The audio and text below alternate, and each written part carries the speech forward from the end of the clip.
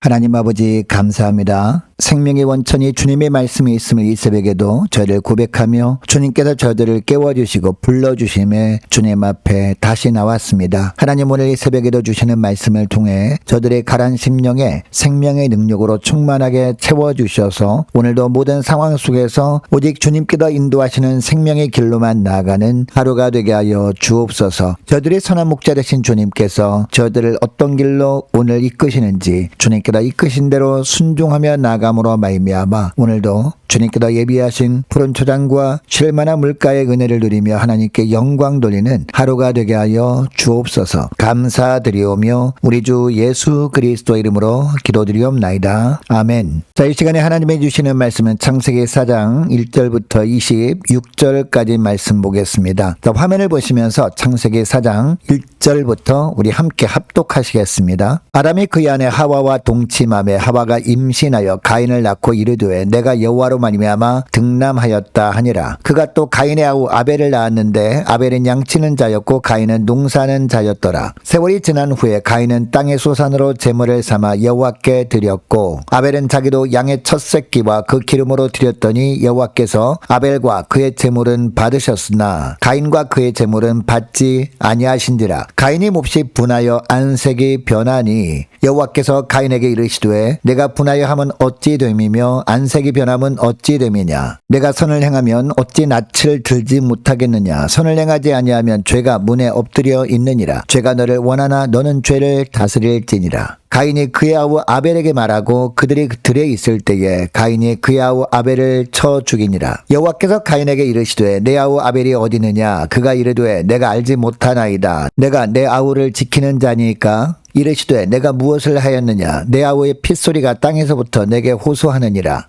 땅이 그 입을 벌려 내 손에서부터 내 아우의 피를 받았은즉 내가 땅에서 저주를 받으리니 내가 밭을 갈아도 땅이 다시는 그 효력을 내게 주지 아니할 것이요 너는 땅에서 피하며 유리하는 자가 되리라. 가인이 여호와께 아뢰되 내 죄벌이 지기가 너무 무거우니이다. 주께서 오늘 이 지면에서 나를 쫓아내시온즉 내가 주의 낯을 배웁지 못하리니 내가 땅에서 피하며 유리하는 자가 될지라. 물은 나를 만나는 자마다 나를 죽이겠나이다. 여호와께서 그에게 이르시되 그렇지 아니하다. 가인을 죽이는 자는 벌을 7배나 받으리라 하시고 가인에게 표를 주사 그를 만나는 모든 사람에게서 죽임을 면하게 하시니라. 가인이 여호와 앞을 떠나서 에덴 동쪽 놋 땅에 거주하더니 아내와 동침하며 그가 임신하여 에녹을 낳은지라. 가인이 성을 쌓고 그의 아들의 이름으로 성을 이름하여 에녹이라 하니라. 에녹이 이랏을 낳고 이랏은 무후야엘을 낳고 무후야엘은 무두사엘을 낳고 무두사엘은 라멕을 낳았더라. 라멕이 두 아내를 맞이하였으니 하나 이름은 아다요 하나 이름은 실라였더라. 아다는 야발을 낳았으니 그는 장막에 거주하며 가축을 치는 자의 조상이 되었고 그의 아우의 이름은 유발이니 그는 수금과 퉁소를 잡는 모든 자의 조상이 되었으며 실라는 두발가인을 낳았으니 그는 구리와 쇠로 여러 가지 기구를 만드는 자요 두발가인의 누이는 나아마였더라. 라멕이 아내들에게 이르되 아다와 실라여 내 목소리를 들으라. 라멕의 아내들이여 내 말을 들으라. 나의 상처로 말미암아 내가 사람을 죽였고 나의 상함으로 말미암아 소년을 죽였도다. 가인을 위하여는 벌이 7배일진데 라멕을 위하여는 벌이 77배 1이로다 하였더라. 아담이 다시 자기 아내와 동침하며 그가 아들을 낳아 그 이름을 셋이라 하였으니 이는 하나님이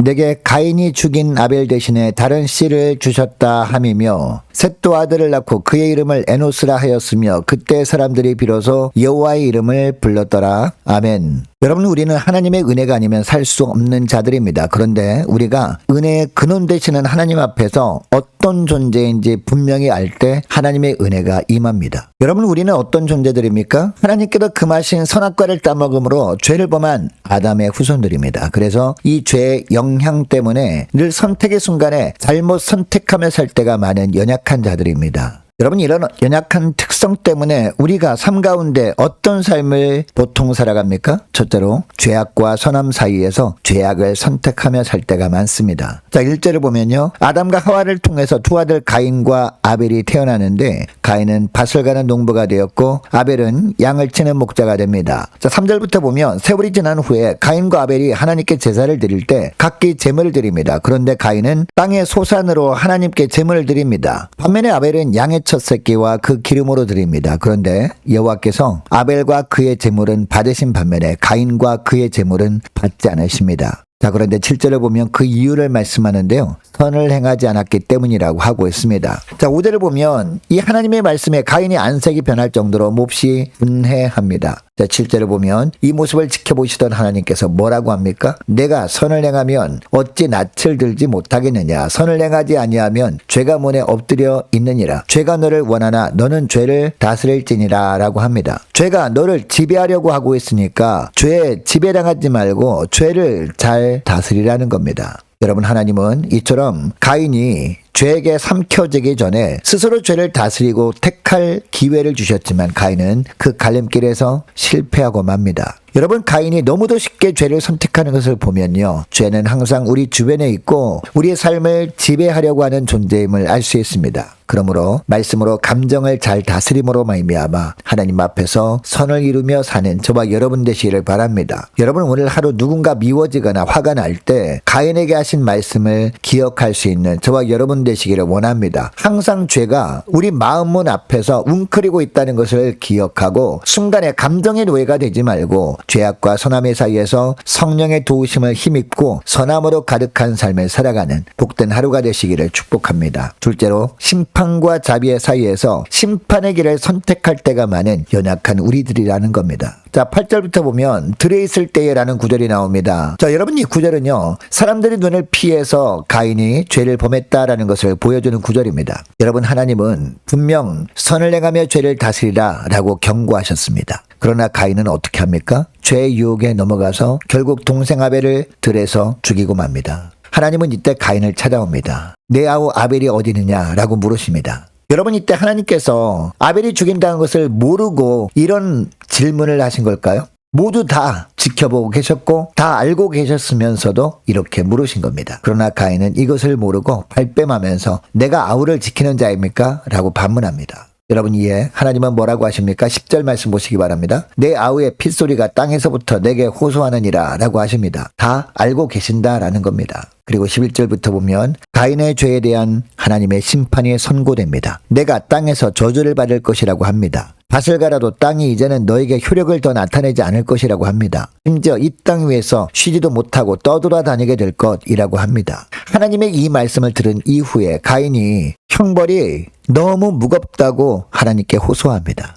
하나님은 이 호소하는 소리를 들으시고 가인에게도 긍휼을 베풀어 주십니다. 가인을 죽인 자는 벌을 7배나 받으리라 라고 해주십니다. 그리고 가인을 하나님께서 보호하고 계심을 증명하는 표를 주십니다. 여러분 하나님은 공의로 판단하시고 그에 합당한 심판을 내리시는 분이십니다. 이것을 우리가 안다면 우리는 어떤 삶을 살아야 할까요? 우리에게 잘못한 자들을 우리가 심판하려고 하기보다 심판하는 일을 오직 하나님께 맡겨야 할 줄 믿습니다. 하나님이 하실 심판의 일을 우리가 하려고 할 때 하나님께서는 우리에게 잘못한 자에게보다 7배나 더 무거운 징계를 하실 수 있는 분이다 라고 오늘 본문은 말씀하고 있습니다. 또한 우리 자신도 하나님 앞에서 하루에도 수백 번 죄를 짓고 그로 인해 형벌을 받아 마땅한 자들이기 때문입니다. 십자가에서 대속의 피를 흘리신 예수님의 사랑과 희생이 없었다면 우리는 결코 용서함을 받지도 못했을 것이고 그 십자가의 형틀이 곧 우리 자신의 형틀이었을 것이기 때문입니다. 심판 중에도 은혜를 베푸시는 하나님께 감사하면서 원수 갚는 것은 주님께 맡겨버리고 사람 바라보지 말고 오직 주님만 바라보며 믿음의 길을 걷는 저와 여러분 되시기를 바랍니다. 실제로 불신과 신뢰 사이에 불신을 선택하며 살 때가 많은 우리들이라는 겁니다. 자, 16절부터 보면요. 여호와 앞을 떠나 라는 구절이 나옵니다. 여러분 이것은 가인이 여호와 하나님과 분리된 삶을 살았었음을 보여줍니다. 여러분 그런데 하나님을 멀리 떠나 살았던 삶의 결과가 무엇입니까? 가인은 아내를 만나 에녹을 낳고 성을 쌓고 에녹성이라고 부릅니다.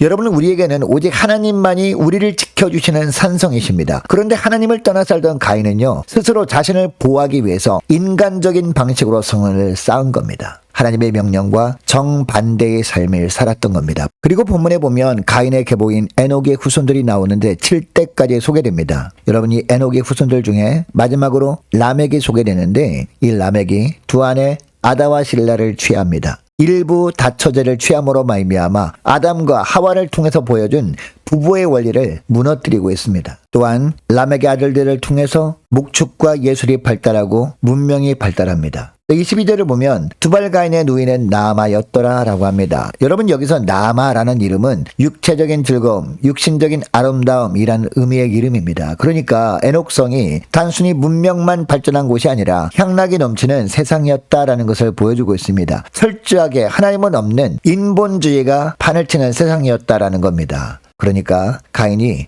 여호와를 떠나나가 산 결과 문명이 빠르게 발전하기는 했습니다. 그러나 문명의 발전이 사람들을 죄에서 벗어나게 하지는 못했다라는 것을 보여주고 있습니다. 여러분 이런 어두운 이야기가 쭉 나오다가 25절을 보면요. 하나님께서 아벨 대신 셋을 아담과 하와에게 허락하십니다. 그리고 셋도 아들을 낳아 이름을 에노스라고 부릅니다. 또한 26절을 보니까 그때 사람들이 비로소 여호와 이름을 불렀더라라고 합니다. 그때 사람들이 비로소 여호와 이름을 부르며 하나님을 신뢰하며 의지했다라는 겁니다. 여러분 하나님께서 아벨 대신 셋을 주신 이유가 뭘까요? 하나님의 구원 계획은 결코 멈추지도 않고 실패하지도 않음을 보여주시는 겁니다. 여러분 이것을 기억하시고 눈에 보이는 환경이 아무리 하나님의 일하심이 보이지 않는 것 같아도 아벨 대신 셋을 주심으로 하나님의 구원 계획이 실패하지 않고 계속되게 하신 그 하나님만을 신뢰하면서 잠잠히 믿음의 길을 걷는 저와 여러분 되시기를 축복합니다. 오늘 말씀을 기억하고 또 기도할 때 이렇게 기도했으면 좋겠습니다. 하나님 오늘도 가인처럼 나를 보호하기 위해 나만의 성을 쌓는 어리석음을 저희들 버리고 심판 중에도 은혜를 베푸시는 하나님만을 온전히 신뢰하며 원수 갚는 것은 하나님께 온전히 맡기고 하나님의 일하심이 보이지 않는 것 같은 환경에서도 하나님의 방법으로 하나님의 구원 계획을 이어가시는 그 하나님만을 온전히 신뢰하며 담대하게 믿음의 길을 걷게 하옵소서. 간절히 기도하는 이 새벽 될 수 있기를 축복합니다.